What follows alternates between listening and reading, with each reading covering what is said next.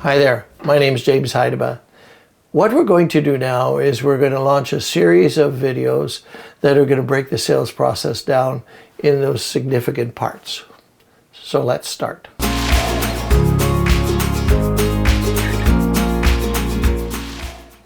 So part one is the introduction.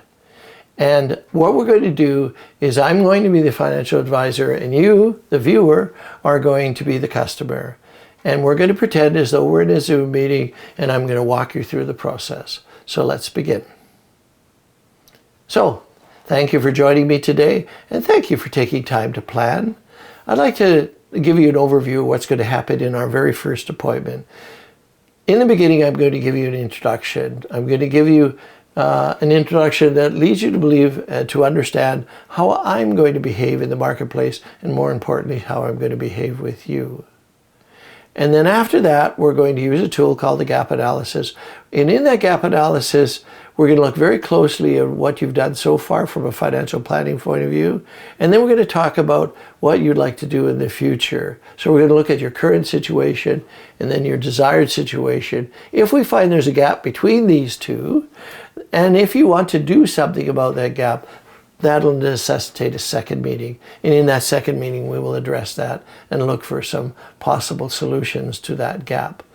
But in this meeting, I'm going to give you the introduction, I'm going to do the gap analysis, but three things I'm not going to do. One is I'm not going to make any recommendations. Two, I'm not going to ask you to buy anything. And three, I'm not going to charge you anything for this time. So this is all about you, and we'll walk the process together. Does that make sense to you? Great, wonderful. Right, so I am in the business of keeping families together when the best things happen and the worst things happen. The very worst thing that could happen to an individual is they could die too soon. And that would have some effect on the people who care for him or her and the people that him or her care about. And so when someone dies too soon, everybody's reaching into their pocket for money. The mortgage has to be paid, the rent has to be paid, the lights have to be paid, the food has to be paid for. So everybody's reaching in their pocket, taking money. I am the only person that puts money into the family's pocket when the worst things happen. I'm the one that allows them to stay in the same home. I'm the one that allows them to keep food on the table and keep the lights on. It's not about products, it's not about premium, not about commission. When the worst things happen to a family, I give them choices. Are choices important to you? Of course they are. Now, the best thing that could happen is that you're going to live a very long time. And throughout your life, you're going to need money for three reasons. You'll need money for emergencies. An emergency could be that your income gets interrupted due to illness or accident. It could be that the car breaks down. It could be that the fridge no longer works. You'll need money to replace that source of income. You'll need money to replace those or repair those items like the car or the fridge, okay? Next, you'll need money for opportunity. An opportunity is you want to buy another car, you want to buy an apartment, you want to buy a house, you want to go on a trip. Those are all opportunity expenses. And finally, at some point, you're going to slow down. A long time from now, you're going to slow down. And regardless of what your company may have done for you from a pension point of view, regardless of what the government may do for you, it won't be enough. So you need to set aside towards that future. So you will need money in your life, as all of us do, as I do. As you'll need money for emergencies, you'll need money for opportunity, and you need money for retirement. So what I give to a family that lives for a very long time is I give them dignity. So I imagine choices and dignity are important to you. Are they? Well, of course they are. The next thing we're going to do is we're going to take a very close look at where you are and where you'd like to be using that tool, the gap analysis. Okay, let's step out of the role play.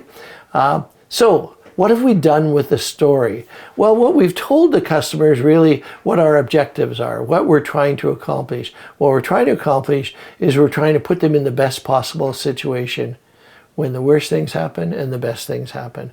We've talked about if they die too soon. We've talked about if their income is interrupted due to accident or illness. We've talked about where they'll need money in the future for emergencies, opportunity, and retirement.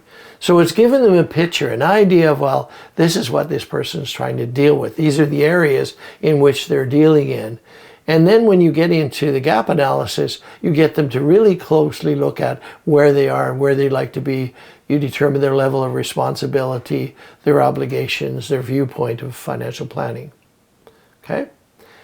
So, how I view the story is the foundation of this sort of structure I'm building. I'm building it with the sort of, the walls of the structure is the gap analysis. The floor, the foundation, the concrete is that holds it all together. So when you talk about the story, in my case, the story about choices and dignity, is that's sort of the framework that we're building everything on top of. And the gap analysis is where we sort of frame it, and so they get an idea of what the financial plan looks like. And when we ask them to buy, it's like we're putting the roof and the windows and the doors in the structure, and it's complete. Okay? All right, so in our next video, we will talk very closely about the gap analysis, how you ask your questions, how you get them to take ownership of the gap, and how you move them towards the sale. Hopefully you've found value today. Thanks for taking time to listen. Bye for now.